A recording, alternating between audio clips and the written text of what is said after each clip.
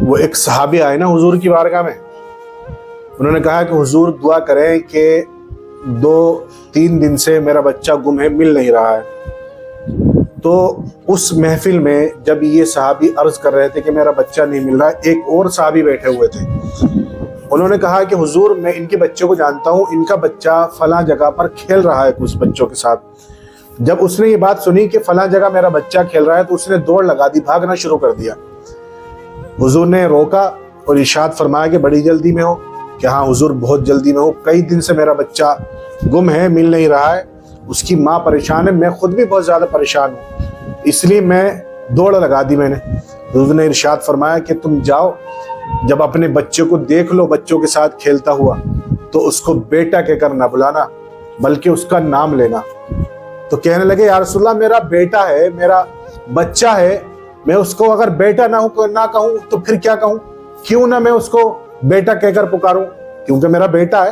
حضور نے ارشاد فرمایا ہاں تمہارا بیٹا ہے، یہ خواہش گھر جا کے پوری کر لینا، کیونکہ جہاں پہ تمہارا بچہ کھیل رہا ہے نا وہاں پہ اور بھی بچے ہیں، اگر تم اپنے بیٹے کو بیٹا کہہ کر پکارو گے تو تمہارے ان الفاظ میں بلا کا رس ہوگا، مٹھاس ہوگی، اور ہو سکتا ہے ان بچوں میں کچھ ایسے بچے ہوں جو یتیم ہوں، جن کے باپ کا انتقال ہو گیا ہے۔ اگر تم نے اپنے بیٹے کو بیٹا کہہ کر پکارا تو ان کا دل ٹوٹ جائے گا اور وہ سوچیں گے کہ کاش ہمارا بھی باپ ہوتا تو ہمیں بیٹا کہہ کر پکارتا۔ تو تم اپنے گھر جا کر یہ خواہش پوری کر لینا۔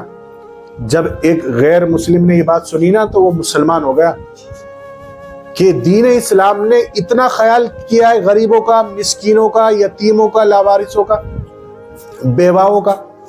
اور آج کا مسلمان بالکل احساس ہی نہیں ہے کہ کون غریب پریشان ہے، کون غریب نان شبینہ کو ترس رہا ہے، کون بیوہ 2 وقت کی روٹی کے لیے ترس رہی ہے، کون کس قدر پریشانیوں میں، تکلیفوں میں، ظلم اور زیادتی کا شکار ہو کر اپنی زندگی گزار رہا ہے۔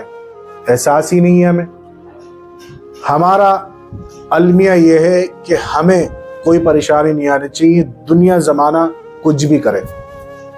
یہ احساس ہمارے اندر کا مر چکا ہے کہ کسی کو کوئی تکلیف نہیں دینی ہے، اور اگر کوئی تکلیف میں ہے تو اس کی تکلیف کو دور کر دینا۔ یہ احساس نہیں رہا مجھے بھی اور آپ کو بھی، بالکل ختم ہو چکا ہے۔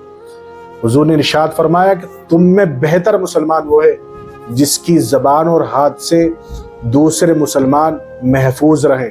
آج دیکھو بتاؤ میرے ہاتھوں اور زبان سے کون محفوظ ہے؟ برائیاں میری زبان سے نکل رہی ہے، غیبتیں میری زبان سے نکل رہی ہیں۔ آج میں بات بات پر لوگوں کو تانا دیتا ہوں، گالیاں دیتا ہوں، اپنے ہاتھوں سے دکھ تکلیف پہنچاتا ہوں۔ اور حضور نے ارشاد فرمایا بہتر مسلمان وہ ہے جس کی زبان اور ہاتھ سے دوسرے مسلمان محفوظ رہیں، اور میرے ہاتھ اور زبان سے تو کوئی محفوظ ہی نہیں ہے، میں کون سا مسلمان ہوں؟